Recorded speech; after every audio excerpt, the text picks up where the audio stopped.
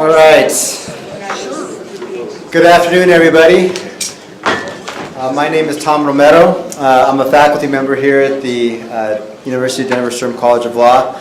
I also have the privilege and the honor of being one of the faculty advisors for the Water Law Review, and I get the opportunity to work with these wonderful students. I'm sure it's been said throughout the day, and I certainly want to thank Sarah Rice for her vision, Blaine Benningston for his leadership of the Water Law Review, all of the students that are here that have put a tremendous amount of time and effort into this endeavor.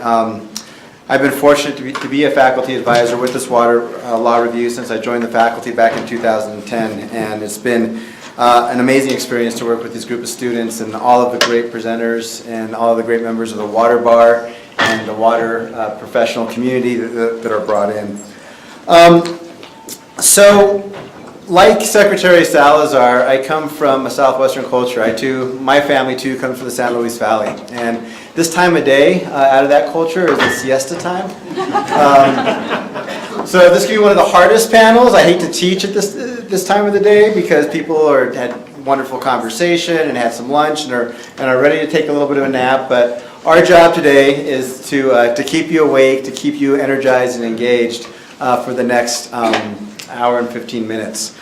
Just so you know, we're about 15 minutes behind schedule. So for the remainder of the day, we're going to stick to that schedule. So this panel will be ending at 3:30, and then we'll start 15 minutes after that. So we're not too far behind schedule, and just want to let you know that we're on track.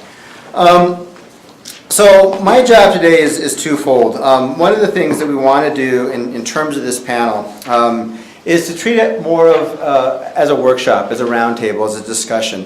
And so what we're going to do in terms of the structure of this panel is each of our esteemed panelists, I'm going to very briefly introduce today, will give about a 10-minute overview of the basic nuts and bolts of how rights are created, protected, and transferred in each of their water regimes. Then I've given each of them, prepared each of them, or at least gave each of them a set of questions so that I'd like them all to collectively address. And there's 4 questions. But in terms of my role as a moderator for this discussion, we'll see how the conversation goes. And we certainly want to solicit your questions, solicit your feedback and input. So certainly I'm encouraging you now, like I encourage all my students. If you don't speak in the first 10 minutes, you won't speak at all, right? So raise your hand and fire the questions rapidly.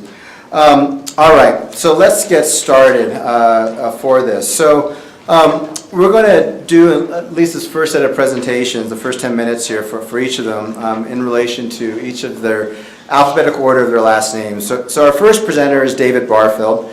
You have all of the presenters' sort of basic and some of the most important information in their bios ready. I'm going to share a few tidbits from each of them that aren't in their bios, at least that you have before them.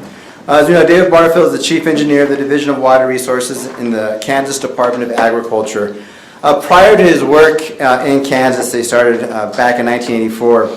David worked for 3 years as a water resource engineer, consulting both first in Minnesota and 3 years in a part of what became South Africa. So it's fascinating work. We were sort of sharing some war stories. We both had some time to spend in South Africa. And it's sort of set the foundation, I think, for his work and for his understanding of the importance of certainly water and water resources. Rich Gordon, our next presenter, comes to us from California, spent his life in service to others. He was a minister in the United Methodist Church and later in the nonprofit sector as the founder and executive director of Youth and Family Assistance. As you see in his bio, he would eventually spend 24 years in elected office where his experience is a 4th-generation Californian.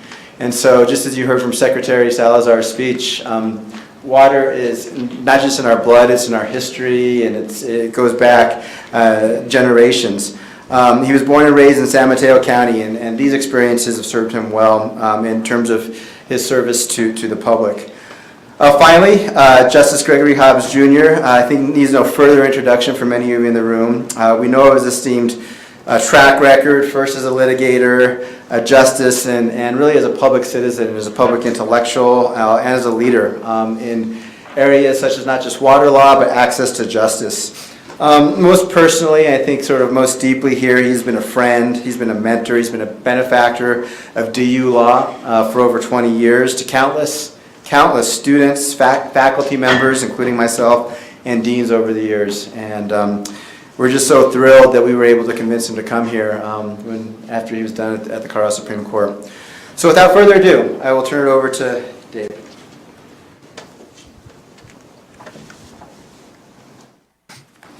Okay, well, thank you very much, and it's a pleasure to be back. Last year was my first exposure to the symposium. We had an interstate panel with 4 state engineers talking about our interstate compact issues, and anyway, it's a pleasure to be here today. I'm going to go through just some quick background on Kansas water law. There'll be a little bit of overlap with Dr. Peck's presentation this morning, sort of from my perspective, but we'll do it quickly.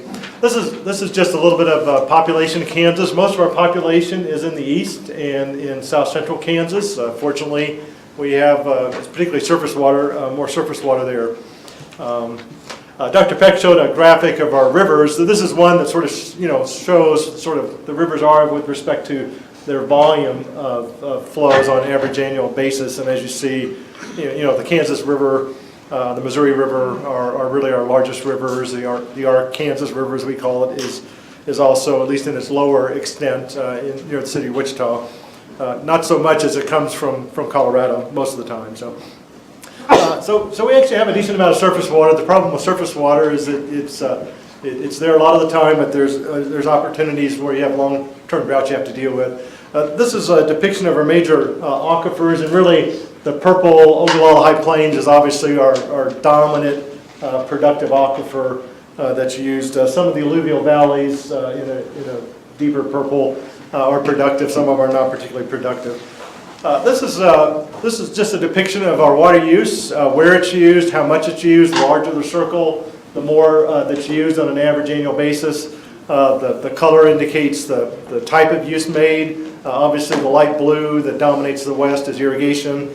The sort of salmon color is municipal, and yellow is industrial. These are our non-consumptive uses. We also have some water power, or limited water power, and some non-consumptive hydropower, or non-consumptive power use as well that's not depicted. You take the blue irrigation that's being used in the west with the fairly small recharge. This is a depiction of the percentage of the Ogallala High Plains system that's been depleted from pre-development, with the darker colors meaning more depletion. So we'll get to this problem at the end. It's one of our dominant problems. So I'm going to talk about our water law, but I'm going to sort of talk about just give an overview of our regimes, as they're called here, and how they've played their various roles. And some of this will correspond again with Dr. Peck. And I've got my years a little different, but anyway. But even as he indicated, sort of pre-1945, it was dominantly judicial, and then the legislature sort of got engaged. I'll talk about that briefly, and then the strong administrative role. So the judiciary, again, a few water laws pre-45 are principally riparian under the common law. Some prior appropriation. We sort of have a confusing mix of doctrines that were resolved as needed by the courts. In 1944, the Supreme Court made a decision. I won't go into the details with time, but basically this system that didn't really work together needed to change, and our legislature got to work, and we'll talk about that in the next phase. Obviously, the judiciary continues to play a very important role. Key decisions, either affirming our law, interpreting it as needed, review of administrative actions, and I'll talk about a role in resolving impairments here in a minute. So in 1945, then, the Kansas Water Appropriation Act was created and made this fundamental change in terms of our water law, and just made it clear this is how we're going to proceed from here out. But the legislature was very busy during these few decades, and continues to be busy, but these are some very foundational sort of things that happened. Our interstate compacts, we have 4 of them: the Republican Compact with Colorado and Nebraska, and the Arkansas Ark River Compact. We have one with Colorado, another one with Oklahoma, and then the Big Blue with Nebraska. In 1955, our legislature created a Water Resources Board, and that's since become the Water Office that has really been an agency that's been charged with thinking about our water laws and our water programs, and sort of a continuous cycle of thinking that through and moving forward legislation and programs that would really move us forward. Groundwater Management District Act, I'll come back to. State Water Plan Storage Act. And after the 1951 flood, which was pretty devastating in Kansas, the federal government got looking at building more flood control. And we negotiated basically a deal that would say, those sites that are good flood control sites are good water control sites, or good for water storage. And so we basically committed, if you'll add water supply storage to the reservoir system, we'll pay you back. So that was a very important thing, especially for eastern Kansas, that again has to deal with surface flows that just aren't there all the time. Water Transfer Act, minimum stream flows in 1994. The legislature's been supportive of interstate litigation and really much more. This is our system of federal reservoirs. Again, many of those we basically added water supply storage to, which was a very important development for Kansas. So I'm going to come to 1978 and forward, where in terms of our water laws, I guess the administrative regime is dominant, and Kansas is here representing sort of this type of state.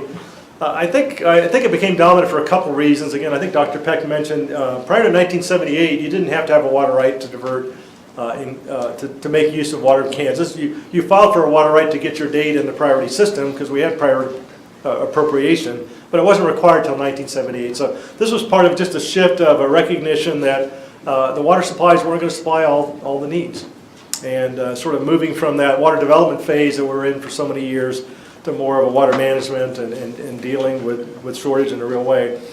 And it also was because we got a new chief engineer who really embraced the challenges, and really he and Lee Rolfe's a key attorney over 25 years really moved us forward in some very significant ways. Again, I'll just skip this. Our Appropriation Act is, prior appropriation, ground and surface water in the same priority system, and really charges myself as chief engineer with administering that system, both determining the water rights and the conditions attached to that, and actually administering the water in times of shortage. 706B sort of gives that just very strong statement. The chief engineer shall, control, conserve, regulate, allot, and aid in distribution of water according to the Act. The chief engineer is charged with determining vested rights, or pre-1945 rights, or riparian rights, if you'd like to say. Developing rules. We have a very significant body of rules, something in the order of 200 pages. Approving new applications and changes. We allow changes in point of diversion, place of use, and use made of water. We have a strong water use program. We require water meters, and so forth. So our current situation, just briefly, I'm pleased to report interstate harmony, more or less, more than less, certainly. We really, after decades in the Supreme Court over multiple cases in each of these two basins, really we've got some decrees and long-term agreements that are moving us forward.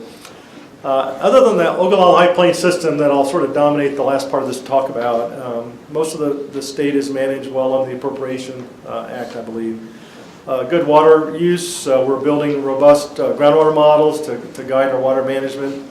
Again, just continuing to evolve our water laws and adding tools to address the challenges. Two of our principal challenges, and I'll speak to one and not the other. One is those reservoirs in eastern Kansas are filling up with sediment at varying rates, but some of them at critical rates. And so we've actually started some dredging projects. The first dredging of a federal reservoir, I believe, is occurring as we speak.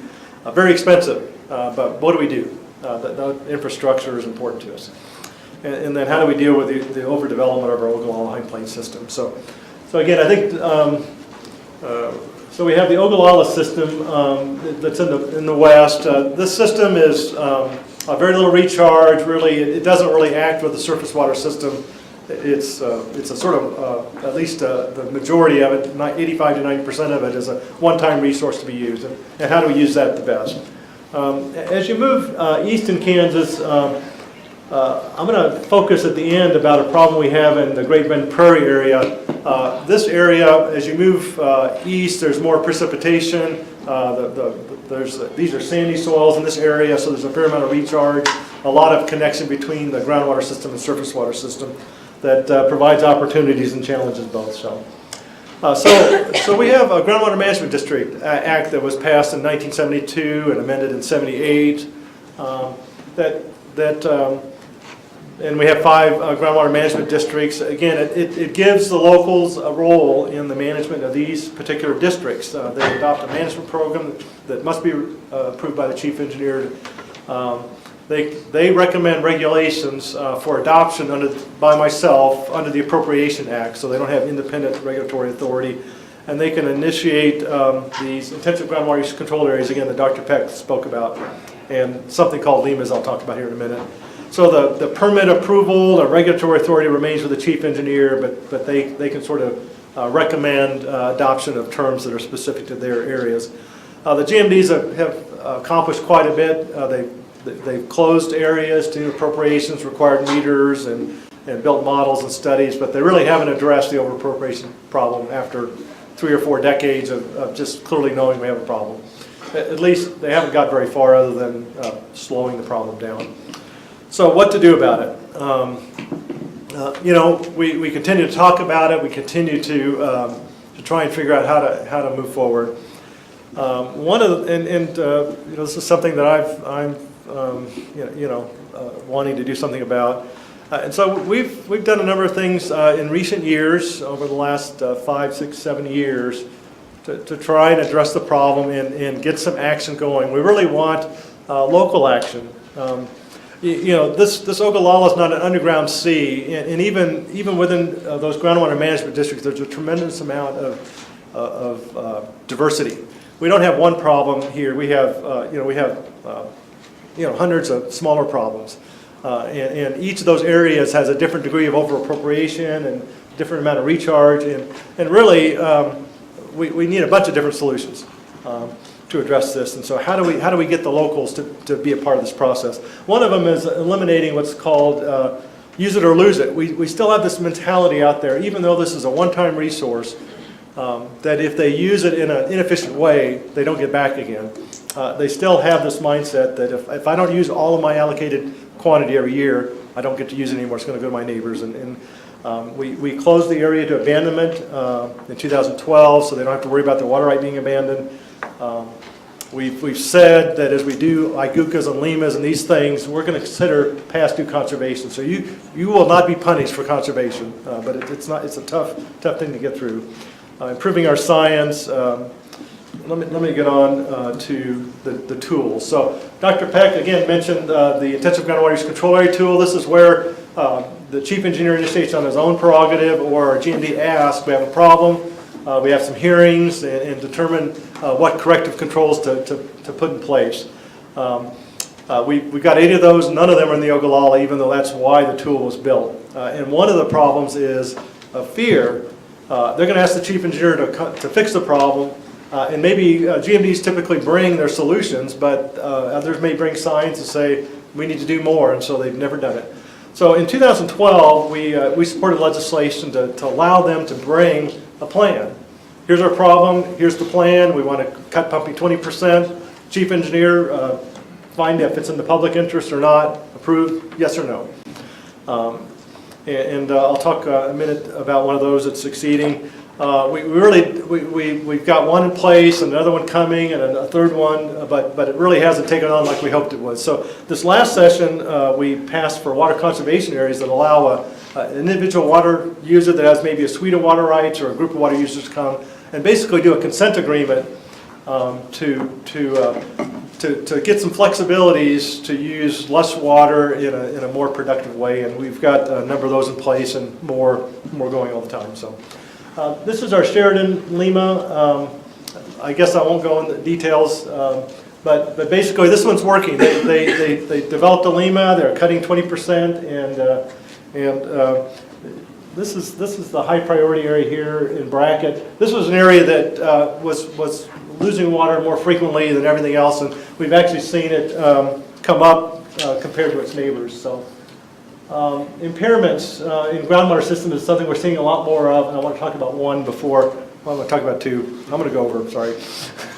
Because I want to, so impairments, we call it water administration in surface water systems, but in groundwater systems, we call it impairment, where one user is saying my junior neighbor is preventing me from getting water. So they can come to the chief engineer for relief. This is one where the courts actually, they can go to district court and get relief. And so in this Garrettson impairment in Haskell County, that's right, started the administrative route and just got unpopular, backed out, water levels continued to go down, and went to the court. And basically this one's still working its way through. They got a temporary injunction, the Court of Appeals affirmed. After trial, the district court gave a permanent injunction. Now that's going to go, so we'll see how that goes. Quivira National Wildlife Refuge, Dr. Peck talked about Cheyenne Bottoms. There's really a pair of refuges that are about 20 miles from each other. One's freshwater, one's saltwater. This one's at the bottom of the Rattlesnake Creek, it's called, down here. This is what it looks like. And basically we have 1,600 junior groundwater rights that are hydrologically connected to the system and taking the base flow away and impairing the refuge. And so this is a pretty big deal for Kansas. The GMD built a groundwater model. We actually did peer review of the model. We used their model to do our analysis. So really, we're not arguing about the science. Is the wonderful thing here. That's one of the great benefits of building models collaboratively. But this is growth and depletions. We determined the impairment, and now we're sort of working through with the Fish and Wildlife Service and the locals how to deal with this. And augmentation's going to be a part of the solution. And I will stop there then. Thanks for giving me my go.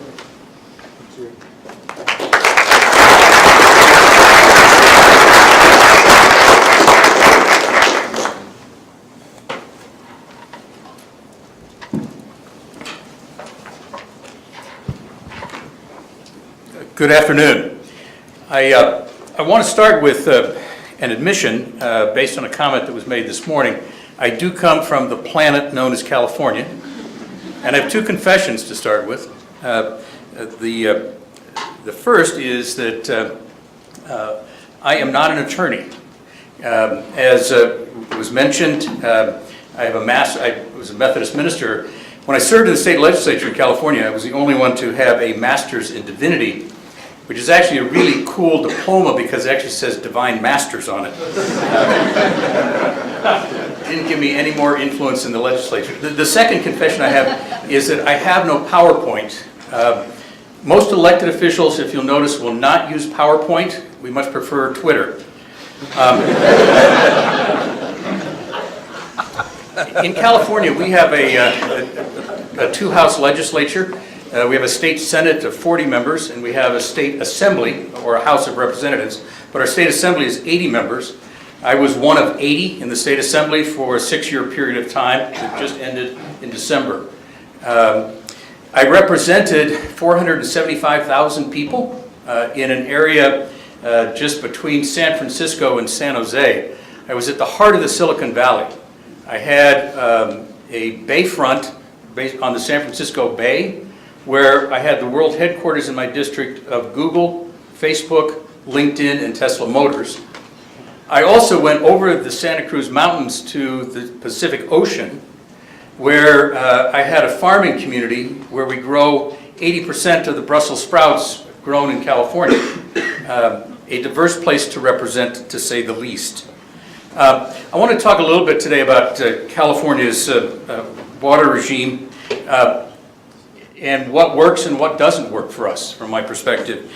First, we are a unique blend of two very different kinds of rights, riparian and appropriative. 1849, the most significant thing to ever happen to California, the gold rush. And as miners came from across the world, one of the first things they did was find a plot of land and put a stake in the ground and say, this is my land. They also realized that they needed water, and they began to develop a very extensive system to move water to their gold mining operations. And they put a stake and a claim on that water. Their principle was finders keepers, both for gold and for water. And this led to the first in time, first in right principle.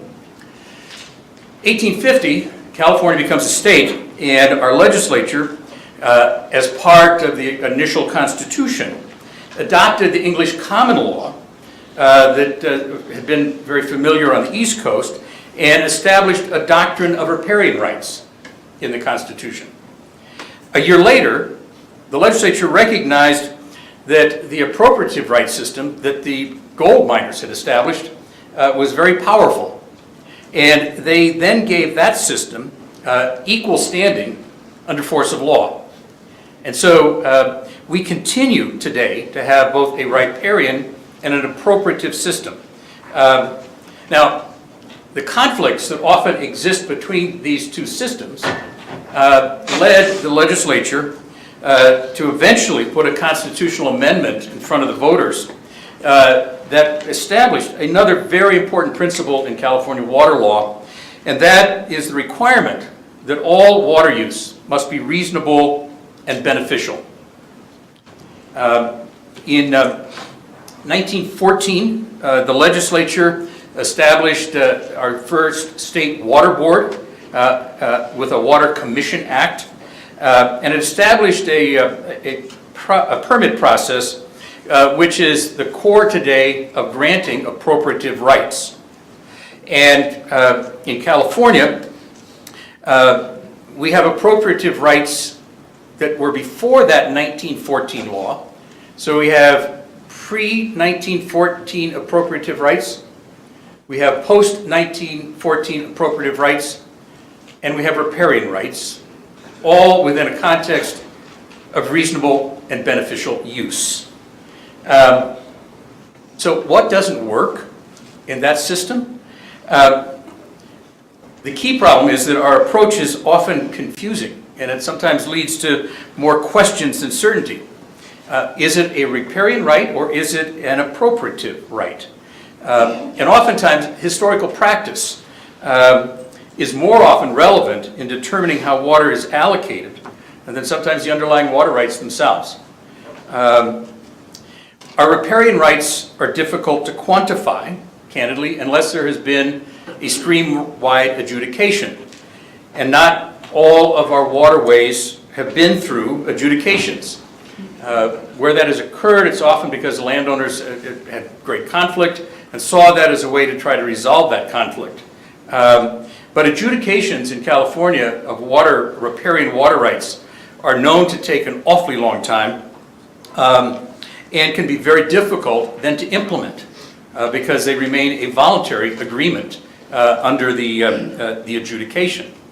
The other challenge that we face with our riparian rights in California is that the rights relate to the natural flow of the water course.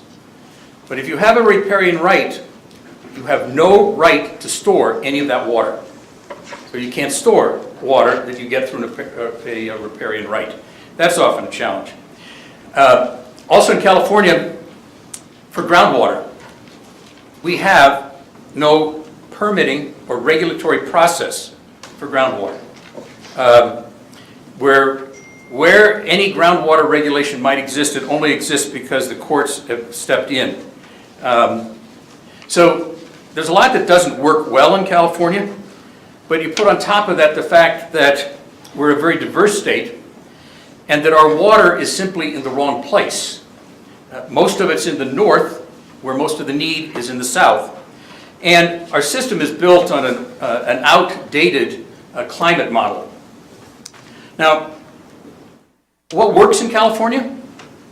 Well, one of the things that worked in California for us was the fact that if you could claim a water right somewhere, you then had the right to move that water. And it allowed San Francisco and Los Angeles to claim water rights in the Sierra Nevadas and in Owens Lake, and to move water to create two large municipalities in California. That wouldn't have happened if we'd had a different system, I don't think. The other thing is that our water rights system does respond to scarcity. Because we know very clearly if you have a post-1914 adjudicated right, you're going to get screwed whenever there's a drought. There's no question about that. So with certainty, we know who's going to get water when water is scarce. But our challenge is that with that is it doesn't allow us then to manage well when there is a drought. It's because we can't manage to move the water and get it to where it needs to be. One thing that has worked really well for California in the last several years is our drought. That's worked well. The members of the legislature have very short attention spans. And we respond to a headline or to some crisis. Otherwise, we don't usually do much. The drought focused the attention of the California State Legislature on the issue of water. It led to something that no one had ever seen before in the history of California. A water bond of $7.5 billion being approved by the legislature unanimously. In a state where water conflicts are rampant, to have that happen was completely unprecedented. It also, the drought caused major changes in our ag industry because they partnered with the Silicon Valley and began to do technology improvements around water issues that are going to have long-term benefits for our state and for agriculture across the country. And we also were able to engage our citizens in strong conservation. But perhaps one of the most important pieces of legislation that we passed as a result of the drought was our Sustainable Groundwater Management Act, or SGMA. The legislature, as we began to explore this drought and understand the implications of it, recognized that we were overdrafting our groundwater basins. We were seeing in our Central Valley of California, which is where most of the produce in California is grown and most of the produce in America comes from, we were seeing huge subsidence of land as there was overpumping of groundwater. And so the legislature took interest in groundwater regulation. Those of us who were working on this wanted, candidly, to get to a point of having full regulation of groundwater basins. In a legislative process, one of the challenges of making things happen is that you've got to get other people to vote in favor of what you want to achieve. We couldn't find the votes for a regulatory system. It wasn't going to happen. So what we did was we created a requirement that local communities establish groundwater sustainability agencies, and that those agencies will develop plans that will determine at a local level how groundwater will be used. It doesn't have a force of regulation. It is a planning tool. Those groundwater sustainability agencies have to be formed by this June, and their very first plans are due not until 2020. So we're still just at the beginning of this process. Those groundwater sustainability agencies will have the authority to require registration of groundwater wells for the first time. They will be able, for the very first time in California, to manage and measure the extractions and assess fees for wells. Had it not happened before in California. The Sustainable Groundwater Management Act does not allocate water for any purpose. There's no expansion of water rights, and the public trust doctrine does not apply to groundwater. As it relates to groundwater, I think there is still a long way for California to go. Let me just comment briefly about what I think are a couple of other challenges that we face in California as a state. The first is that our water distribution system in California is built on an outdated climate model. The largest single reservoir in California is the Sierra snowpack, which is diminishing, and we are very much a boom or bust state. In 2015, it was one of the driest years ever. Last year was considered average. This year is one of the wettest years ever. Average is a misleading concept because average only talks about low and high. What really is common in California is very dry or very wet. And we don't have storage capacity to collect stormwater that doesn't fall as snow. And that is a challenge for us. I mentioned earlier the movement of water north-south. 75% of the water originates and arrives in the north, and 80% is used in the south. And so the legislature has attempted to make some changes on issues. SGMA, I think, our Sustainable Groundwater Management Act, was a big one. And last year, I was very pleased to be able to carry legislation that the governor signed into law regarding defining, for the first time in California, water rights to stormwater. And the legislation that I carried, a gray area in our law regarding who had the right to stormwater was clarified.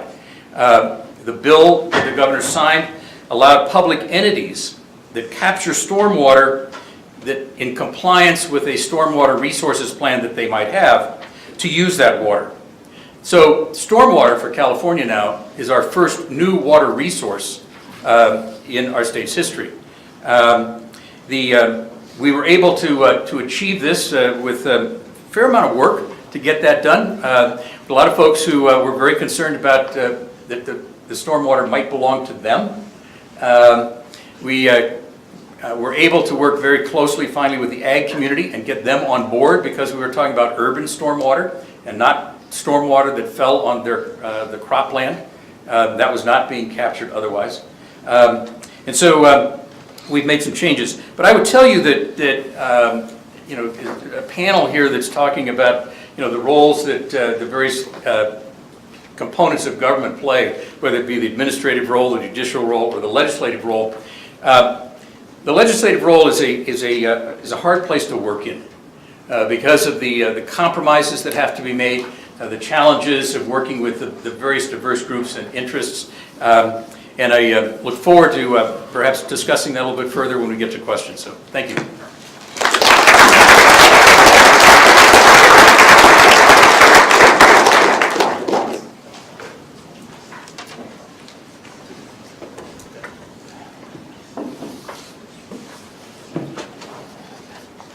Well, thank you.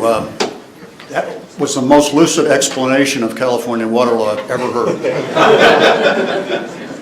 Maybe because I'm not a lawyer.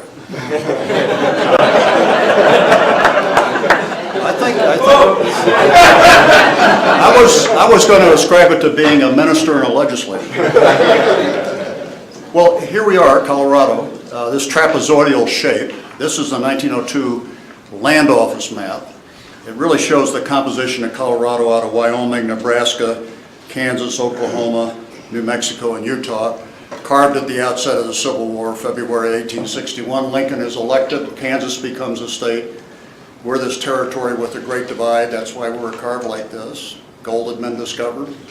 What do we get? The headwaters of 5, I'm going to call them great rivers because I'm going to include the Republican because you were here. We always forget about the Republican because our back is always to it. We're looking at the mountains from either side. So you don't realize you're standing in the middle of it. Yeah. The river that swings out of nowhere and goes to nowhere. That's an inside joke. I know you know I'm not serious about that. The point is that we got the Platte, the Arkansas, the Rio Grande, and the headwaters of the Colorado River, the mother rivers in the Republican in this carving. And so when we look at this, we also have the Mexican land grants, which is, you heard the incredibly eloquent leader, Ken Salazar, about that. And we have the original Ute Reservation here that was 1/3 of, western Colorado here. And that's a tragic story about how that reservation got shrunk But out of it became the reserve water right for the Utes, the 1868 reserve water right. And down here in the San Luis Valley, we had the acequias in place. So this is the irony of history. So the 1849 gold rush creates prior appropriation on the public domain. Why? Those early California Supreme Court cases say, well, you can't claim riparian rights because the government owns the land. But here's the trick in the opinion. The government has acquiesced to you miners going on there and building all these projects. So prior appropriation principles get started there, and then we have our 1859 gold rush in Colorado, but we have a settled agricultural economy down here in the San Luis Valley, agriculture. And then it was rumored that the miners like to eat. So right on the heels of the miners were the farmers who were cutting direct flow ditches into the tributaries of the main stem of the Platte and the Arkansas. Well, why does our Constitution of 1876 say that the water is owned by the public? We took it seriously, right? The public owns the water. The first few drafts in the Colorado Constitutional Convention said the state owns the water and the legislature will distribute it from time to time. That was all scrubbed out on a coalition of the Northern Colorado irrigators and the people in the San Luis Valley from the Mexican-Spanish heritage of these acequia direct flow ditches. You can just track through the drafts of the Constitutional Convention, and they said water belongs to the public. It doesn't say belongs to the state. That's hugely important. What belongs to the public? The waters of the natural stream. It just said stream in the early drafts. It then adds natural stream.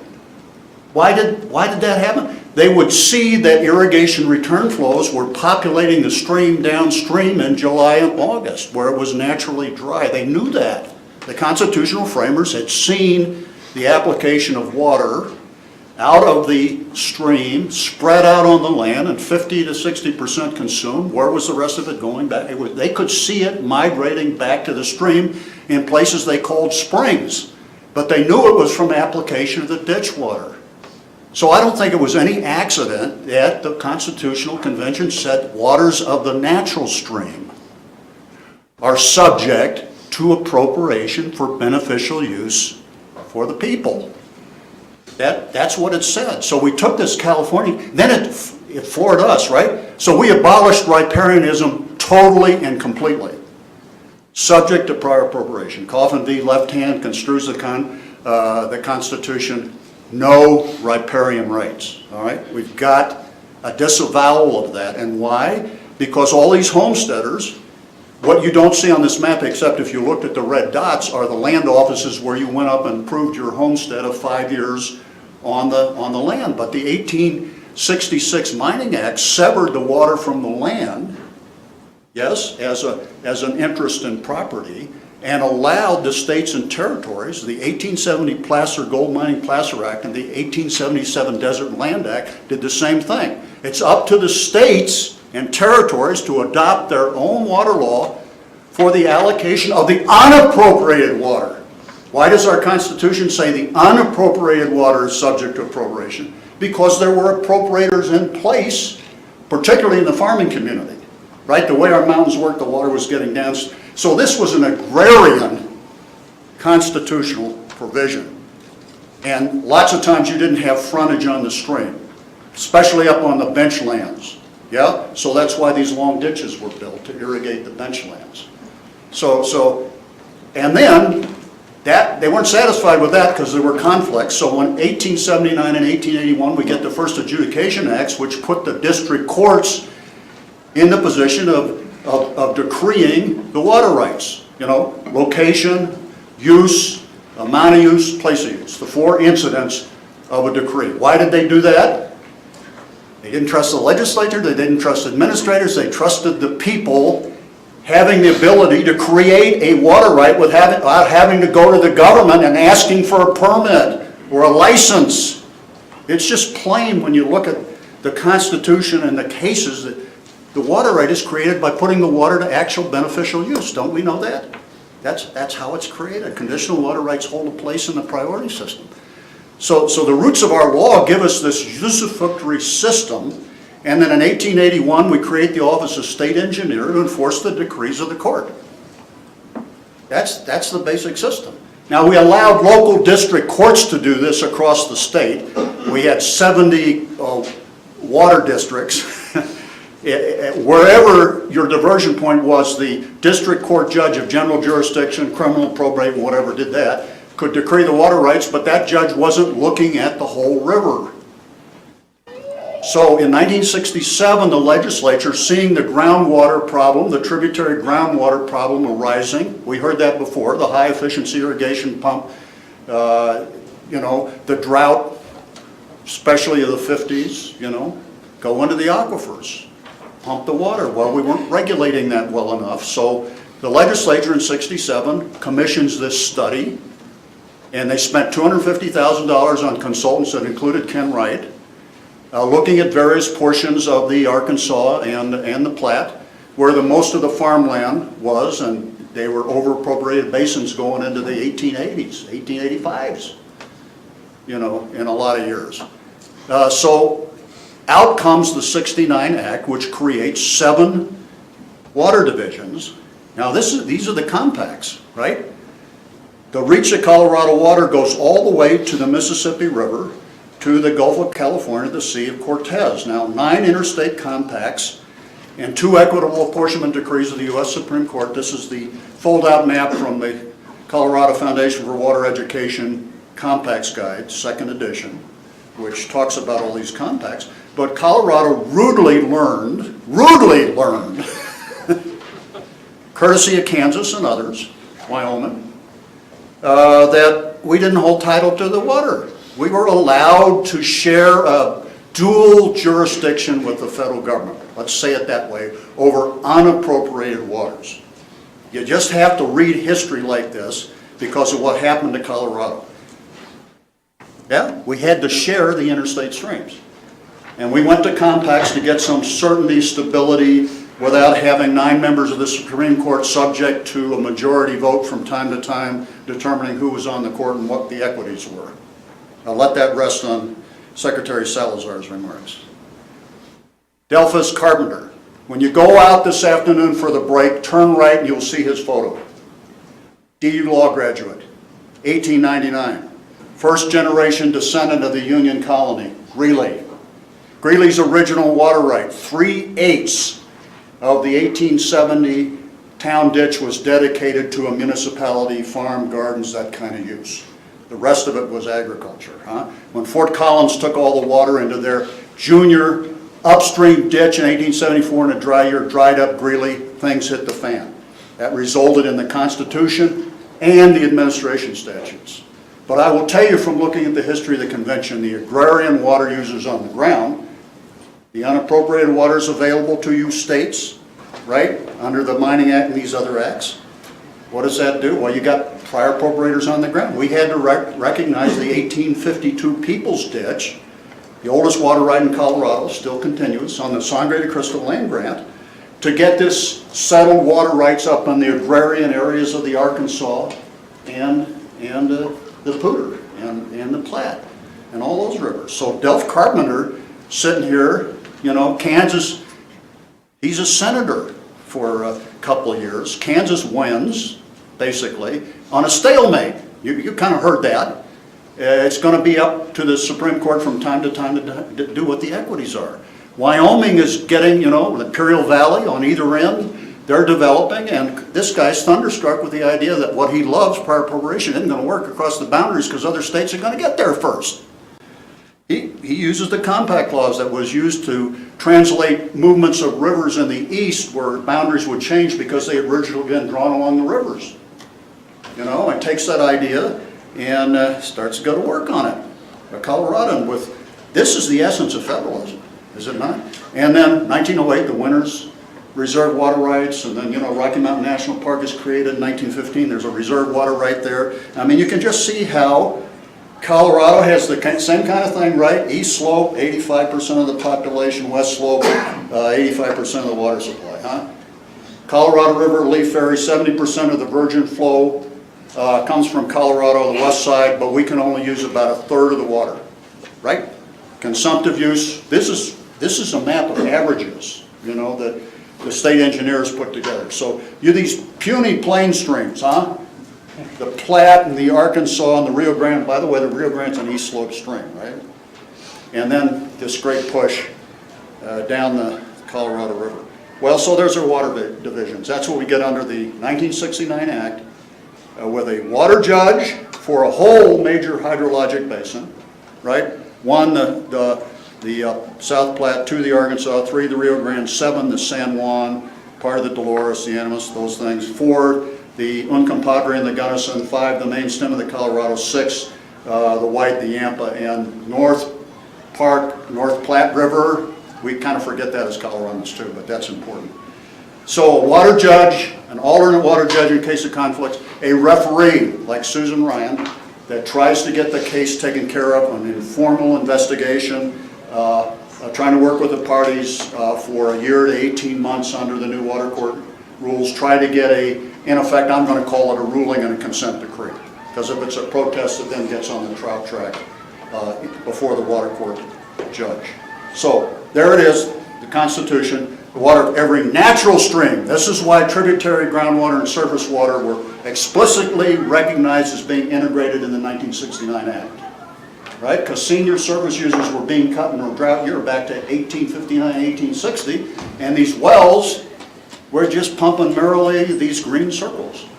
Especially hit the map in 2002, 2003, and that huge drought. So, you know, what happens when you have the courts not in the thing? This is my observation. The legislature gets pressured not to appropriate monies to have the priority system enforced.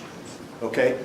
So we have broken it up into checks and balances, and indeed a case came to the Colorado Supreme Court to shut down 4,000 wells unless they could show they were replacing the depletions that were injuring senior water rights.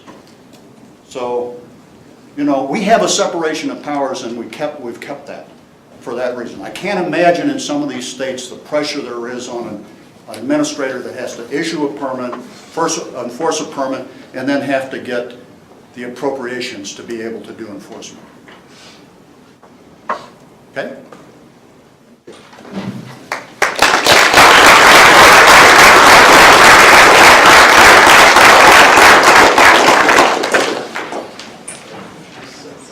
All right, now we'll enter the roundtable portion of our conversation. I have several questions, but I certainly want to hear from all of you. So I will start off with one question that I'll pose to the panel, and then I want to hear, the panel want to hear from all of your questions. So this is something that I'm going to sort of ask you all to stretch yourselves a bit. Particularly as you're thinking of some of the major social, political, and environmental challenges facing each of your regimes in the future. And so I'm curious how each of you might think about where each of your regimes can benefit from a change or borrow from the lessons of the other legal regimes. So for instance, how can California learn from Kansas, or how can Kansas learn from Colorado, or other states that aren't represented on this panel?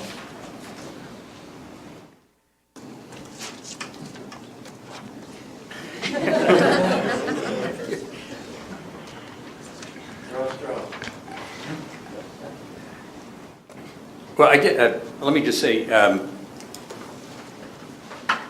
candidly, Californians never like to admit that they can learn from anyone else.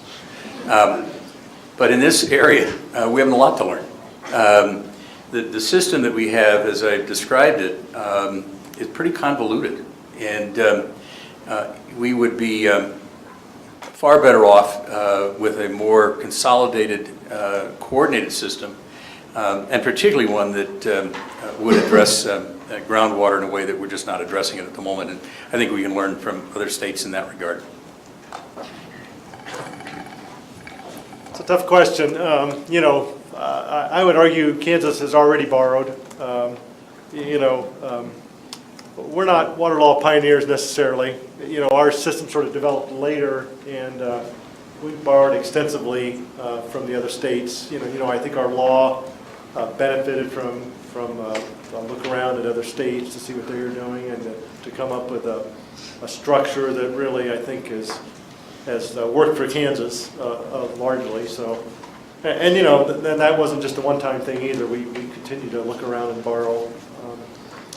So, you know, Justice Hobbs' remarks at the end there, you know, certainly give me pause. You know, I think I and previous chief engineers have generally been able to do what we need to do. This Quivira thing I was telling you about at the very end is something that's of a magnitude that's never done before. And, you know, will I have trouble getting that done? It's a good question. Remains to be seen. I think we will get it done. You know, we're working hard. I mean, we're working hard to find a solution that meets the needs of the Fish and Wildlife Service, and yet the basin can implement. It's going to cost them some money, you know, but it's not any different than some of the things we're seeing on the interstate compacts. As Colorado and Nebraska both said, you know, to shut off hundreds of thousands of acres of irrigation doesn't make sense. Let's find a solution. So that I don't see us changing our system at this point. So that your statement gives me pause. Well, first of all, the downstream states have kept us honest. Let's face it. We breached the 1948 Arkansas River Compact, didn't we? We had 20. You were breached the day it was signed. It's true.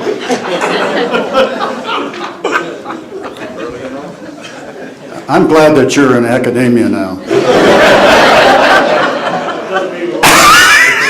That doesn't mean we won't get his advice. I understand that. It'll be backdoor, I'm certain. No, I'm all in favor of people teaching have had actual practice and have been through this all, okay? Because that's why we learn. And we sign those compacts, we got to live by them.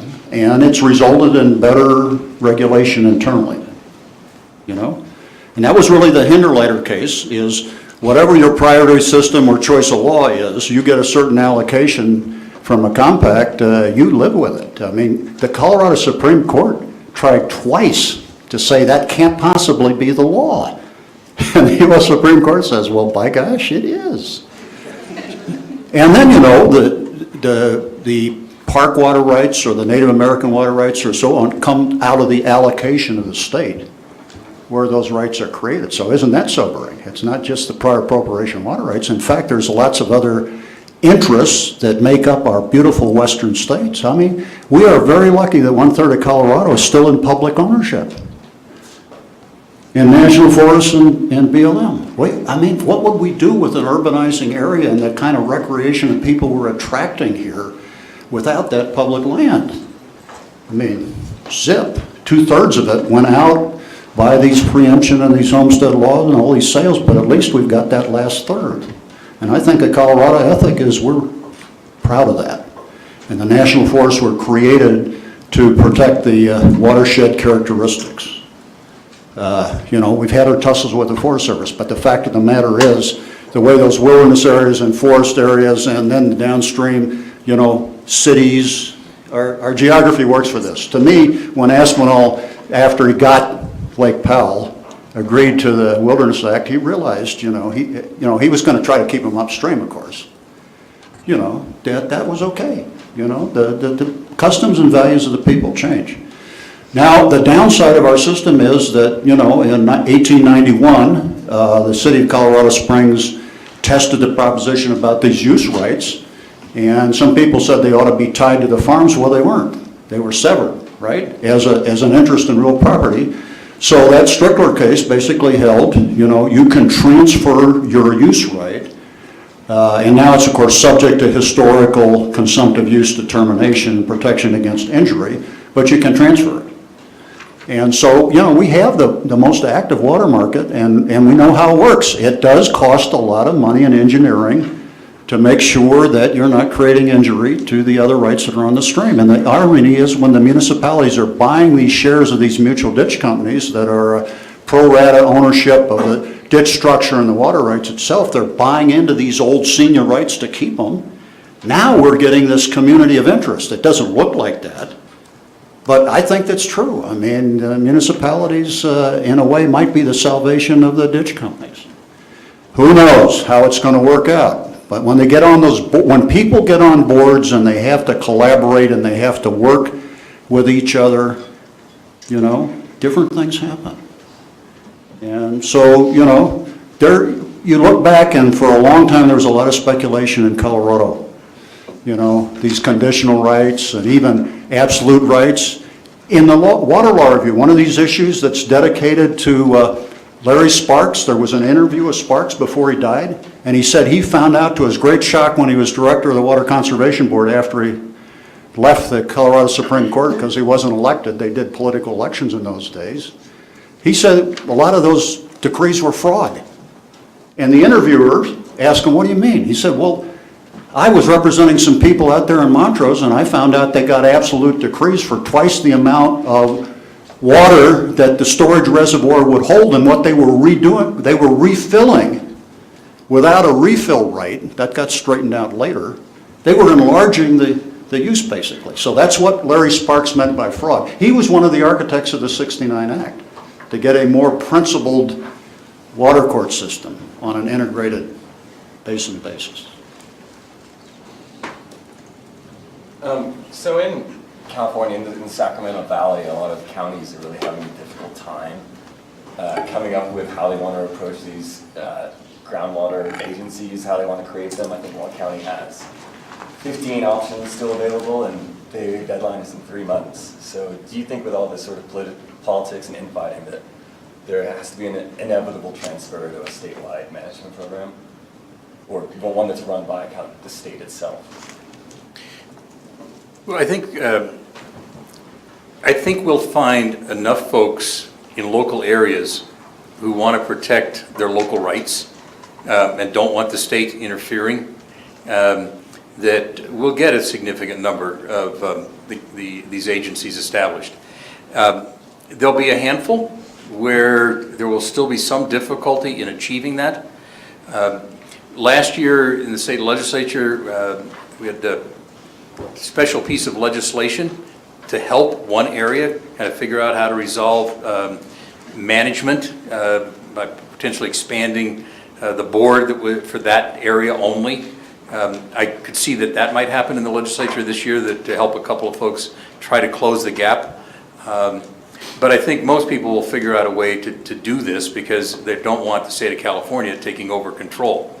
At the end of the day, there does need to be some regimen in California for controlling groundwater. At this point, we're just doing planning and gathering data is really all we're doing. But at some point, we're going to need to do more.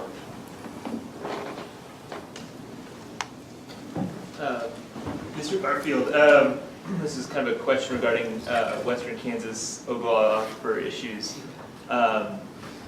Just given how essential the groundwater supply has been towards the agricultural economy, this has been talked about before, Mr. Beck, and just given that's a non-renewable supply that is slowly depleting, so it's not something like you have a drought year and then suddenly everyone's paying attention. It's kind of a slow burn. And given that there's been a lot of efforts, whether data gathering, providing information, publications out, attempts at various kind of local control stuff, whether it be the IGUCAs, all these different things, and yet it still seems to be a struggle to get buy-in to conserve and to extend this non-renewable resource. Can you just kind of speak to some of the things you've learned as you try to pursue solutions, and maybe speak a little bit to just why? What are the main issues with getting buy-in from the water right holders in Western Kansas? Well, that's the question of the decades, really. Our groundwater management, act has failed, I guess, in large measure to deal with the problem. The water rights themselves and the resource are really the controls, generally speaking. we've got these, you know, these limited examples where, I mean, I pretty much outlined the ideas we have, you know. I might be looking to California here because whether you can really make it happen regulatorily or not, I don't know. You know, again, whether there's a political will. You know, we have enough science now where, you know, we might be able to adjudicate the groundwater and say, this is how much you have left. You know, you choose how to use it. But I'm not sure politically we can go there or even should go there. You know, we are trying to create the opportunities for local solutions. And again, when I say local, we're starting now to actually engage not GMD managers at GMD levels, but with this water conservation area, even though I think the Lima idea is a better idea, this water conservation area, you're actually going to smaller groups of people. And again, we're working hard through the modeling and analysis to persuade people that these inefficient uses of water are really not in their interest. And if you get a big enough area of your own water rights or a group of people to act, you can get just about the same economic benefit today and yet extend it.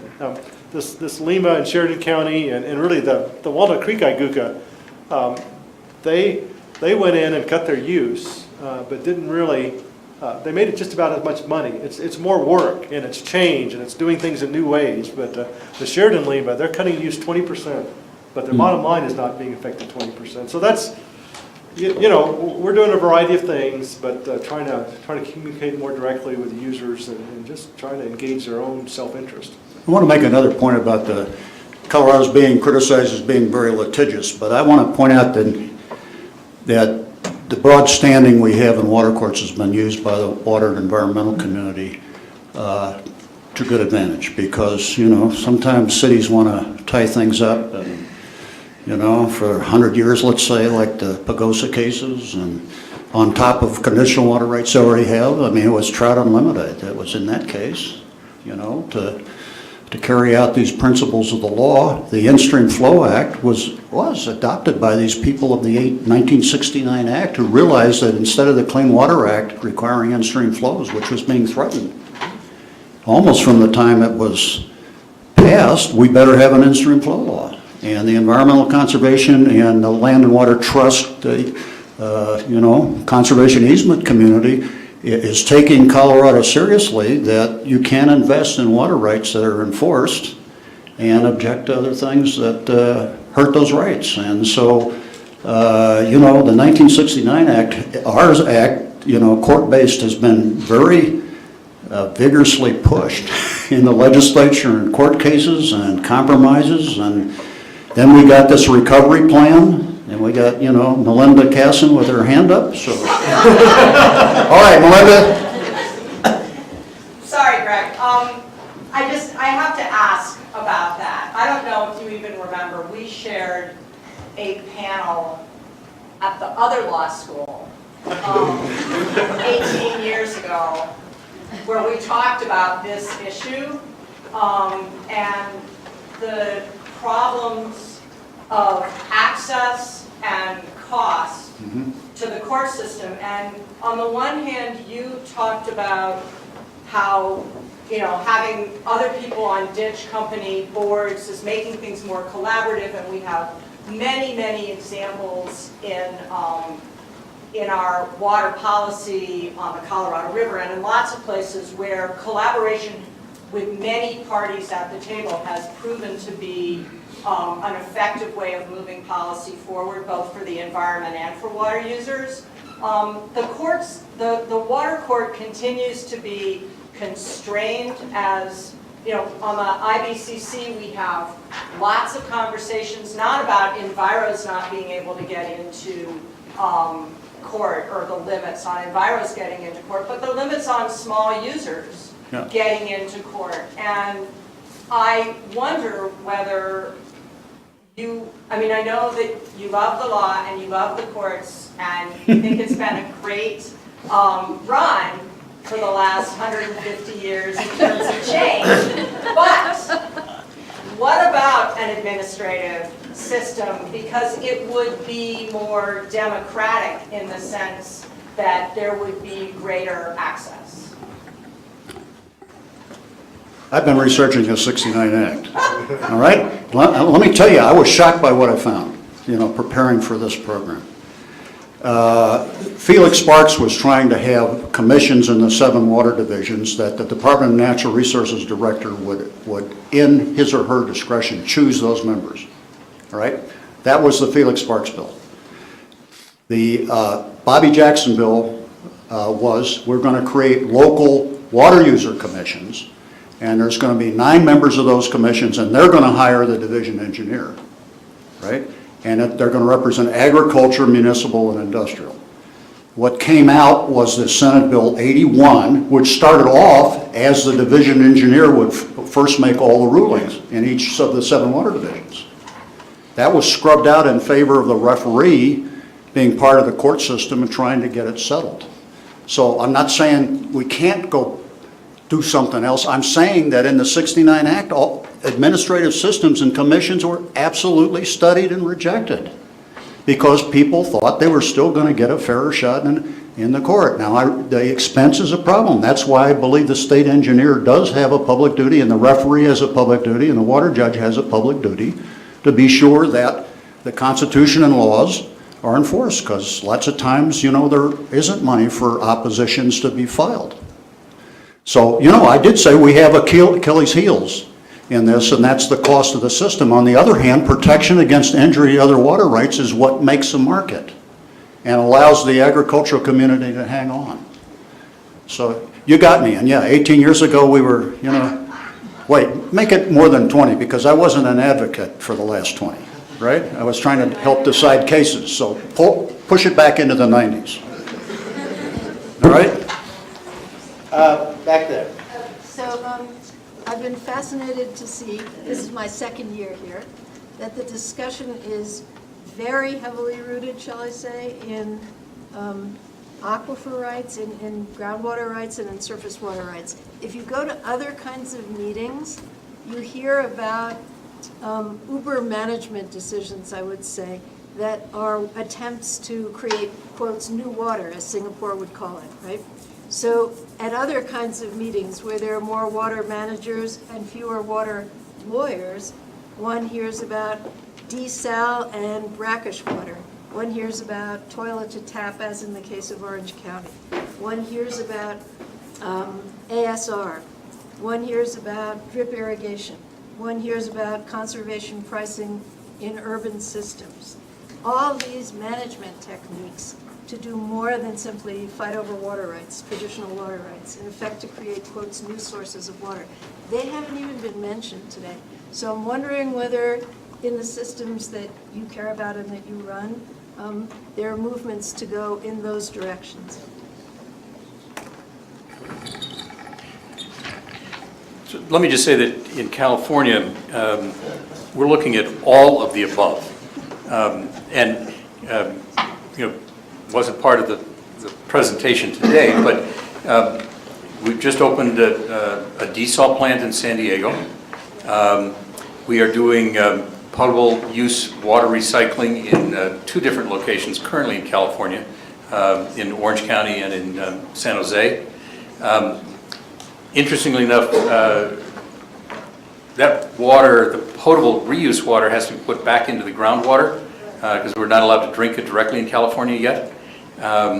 Although I carried legislation last year that was signed by the governor that allows for little tiny bottles to be produced and given away at community fairs and public events as an education tool to let people drink purified recycled water to see that if it's good enough for the astronauts, it should be good enough for them. And we're looking at, any other source that we can find. We didn't talk about that today, but it doesn't mean that in California we're not doing that, because we will never have enough water for all of our needs in California. And so every drop is precious, and we need new sources. Right then. Yeah. So We are out of time. I know there might be a couple questions. In the break, please speak with our panelists. We will begin again at 3:45. Let's give our panelists